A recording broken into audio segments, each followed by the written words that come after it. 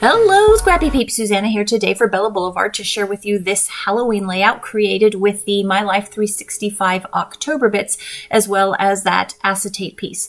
So I am going to create a grid layout with 2 photos, and I am going to use the acetate piece as my piece of quote-unquote paper as the background for my layout, so it will be see-through.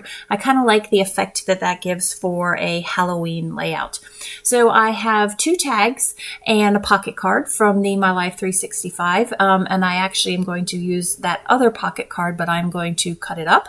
I left this in because I thought I was just going to mat it with the Bella Besties, that piece of blue that's there, sort of tealy blue, but I decide that I want a circle because it's already pretty boxy, and so by having the circle, it just gives you more color, but also gives you the effect of that ghost there. So I used a 2.5-inch punch, cut that out, and I will off camera actually take a white pen and go around the circle just to emphasize the circle a little bit more. So ahead of time in the potential planning of this layout, I went and pulled out the candy. So you can see there's 2 candy pieces as well as the candy corn, 2 pieces of the candy corn, the stars that coordinate with the colors that I'm using. So purple, yellow, orange, green, and that aqua. And then that word costume, as well as the hauntingly happy Halloween banner at the bottom there. So this is not a Bella Boulevard product, but I thought I would just give a little bit more pizzazz to that Halloween pocket card in the top left there. So this is a stamp from Mail by Mail. It is a scalloped rectangle, and so I have stamped that, and then there is a coordinating metal die, which I will die cut that from, and then cut out Halloween, and then pop that back onto the base 3x4 pocket card. So it just adds a scalloped border to that, which just pops it a little bit more, giving it a little bit more dimension there. And it just so happens that the way that I end up cutting Halloween out, it fits perfectly into the scalloped box by Mail by Mail there. So just using my X-Acto blade here. Something I used to do a lot more of was use my X-Acto blade, but I don't do that anymore. And so just cutting on a very old Imaginiste mat. They are not in business anymore. They were bought by American Crafts, and American Crafts has been sold.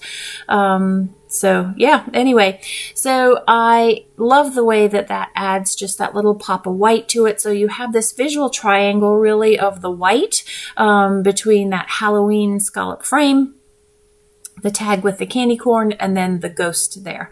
And there will be another additional pop of white because you'll see that's coming. So I am not one to really color things in, but I really liked the little subtle hint of color that this adds. Retrospectively, I wish I had gone darker because it does end up being shades of purple and the neon green, but not the same shades that I've used, but that's okay. I'm just going to go with it. Sometimes you just got to run with things, right? I could pull it off. Well, I don't even have to pull it off. I could take darker markers to it. But yeah, I'm not going to bother. So this is where I'm going to just see how perfectly it fits in there. It was meant to be. And then I'm going to adhere that into, yeah. Doesn't that look great? So as you can see, I really have adhered nothing yet because I want to get the grid as best I can. And when you're gluing onto acetate, it does leave remnants behind. It's not a great idea to pull up. And those of you who know me know that I am great at changing my mind and doing the Susanna shuffle. So I will refrain from having to do the shuffle because I don't want to leave the remnants behind. So I have cut out of the patterned paper, so that's the double-sided pattern paper. The other one just has the cut-aparts with pattern on the back of it. That's the pumpkins, the plain pumpkins, which I do not use. So I'm going to fussy cut this ghost out. It is actually end up ironically being the exact same ghost as already in the circle.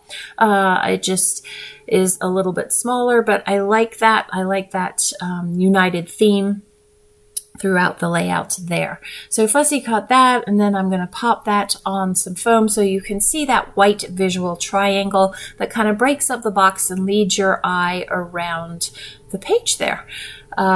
So these photos are of my daughter back in, I believe this was 2022. Yeah, I didn't journal. I just realized. So yeah, we're going to go with 2022. She was in high school, and she and a fellow student teacher of hers did a community project, and they had a trunk or treat. They did their own Cookie Monster, and this was the costume that she wore to this elementary school trunk or treat that they hosted as a bonus project for their early learners teachers program that she was in. So I'm going to pop up this ghost on some foam just to add some dimension to it. You can see I'm starting to stick things down already. That orange tag, I am going to put a bow from Baker's Twine, and then the trick or treat tag with the candy corn, I'm also use a different Baker's Twine up there again, just for the movement that adds to the layout there. So again, as I said before, I'm going to take a white pen and just do a thin line around the circle there of the ghost. And so I've got all the components of the layout here. It's just a matter of adhering it down. What I often forget, and you'll see that I forget this here, is that my photos are not 3x4, but the pocket cards are 3x4. So it throws the grid off a little bit. I'm using the grid mat behind the acetate to lay things down and line things up, which is very unlike me.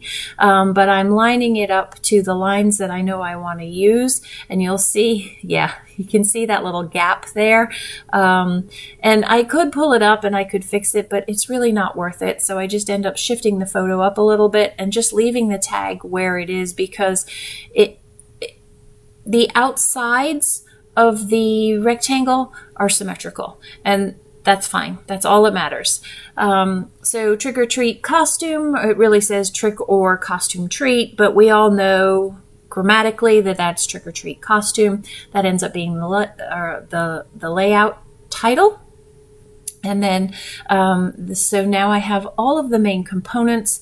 I just want to add the little ghosts that I'm popping up. So I have more than, do I have more than 3? Yeah, I will have more than 3 elements that are popped up, but that's okay. It's just sort of dimension throughout the page there. And I like that. I don't like skyscrapers on my page, but I do like having that change in depth. So these are the stars that I referenced earlier, and I'm just going to put them at the bottom just because it's a united sort of string of color there, and I like that. So I like that black star in the top left because it grounds, it adds a little bit more black to the top. There's a lot of black in the bottom between the weight of the circle and that black door behind my daughter, and then also the hauntingly happy Halloween. So that little small piece of black at the top really just sort of pulls it together. So here I'm going to take the puffy lunar moon and the stars just to dress up that circle a little bit, and that is going to wrap it up. I have a furry visitor that comes to supervise the sharing of this layout with you. Thanks for stopping in today. I hope you're doing well. If you have any questions, please don't hesitate to leave them in the box down below. Thanks for stopping in today. Come back again soon. Take care.